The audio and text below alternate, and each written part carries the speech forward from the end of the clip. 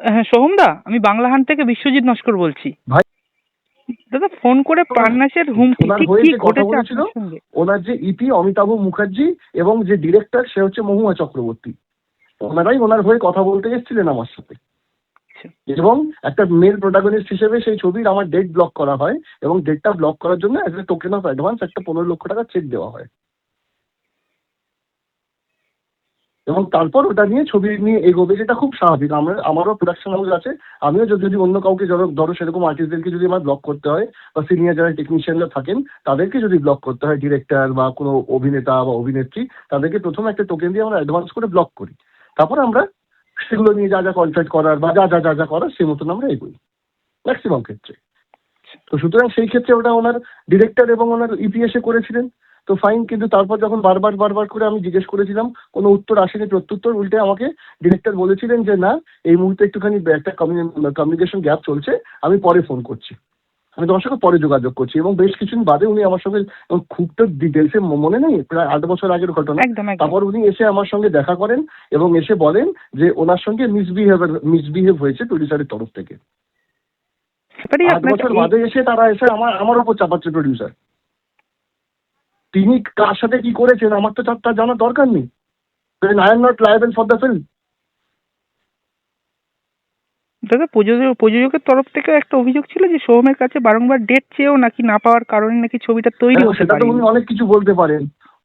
উনি বিষম খেলে উনি বলবেন যে হয়তো আমি ওনাকে কিছু একটা খাইয়েছি যে কারণে বিষম খাচ্ছেন। ডেট তো উনি যেমন, আমিও তো বারবার বলেছিলাম, কারণ আমাদের তো ছবিটাই রুচি।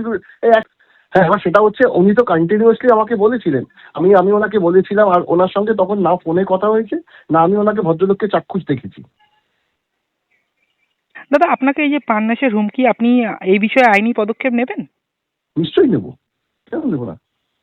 এবং উনি এসে আমার অফিসে এসে, ধরো যে ইপি বলছে ইপি আমাকে ডুবিয়েছে, আমাকে এই করেছে তাই করেছে, ওকে তো আমি টিচকে করে গুলি করে উড়িয়ে দেবো, এটা তো আমাকেই শোনাচ্ছে, এইটুকু তো বুঝি। নিশ্চয়ই।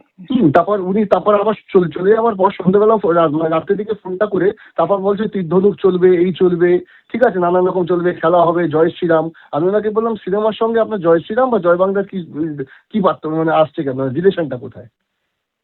প্রফেশনালি কথা বলে যাচ্ছেন উনি, একদম কমপ্লিটলি আনপ্রফেশনাল। এবং ওনাকে আমি আমার অফিসে যখন উনি আসেন লোকজন নিয়ে, শুধুমাত্র ওনার ম্যানেজার এবং ওনাকে নিয়ে আমি ঘরে বসেছিলাম এবং তার উত্তরে আমি একটাই কথা বলেছিলাম যে দাদা এটা হয় না, কারণ আমি আপনার জন্য অলরেডি 2টো ছবি ছেড়েছি, আপনার জন্য আমি সময় দিয়েছি, আপনার জন্য আমি একটা টাইম ধরে রেখেছি, আমার তো সেটা প্রফেশনাল লস, টাইম লস, সেটা তো একটা কম্পেনসেট হয় না। যে আমার প্রোডাকশন একটা জায়গায় আটকে আছে, তার মানে তো এই নয় যে আমি আমার ডিরেক্টর বা যাদের কাছে মানে আর্টিস্টদেরকে টাকা দিচ্ছি তাদের থেকে টাকা ফেরত চাইবো, এটা তো আমার ফল্ট।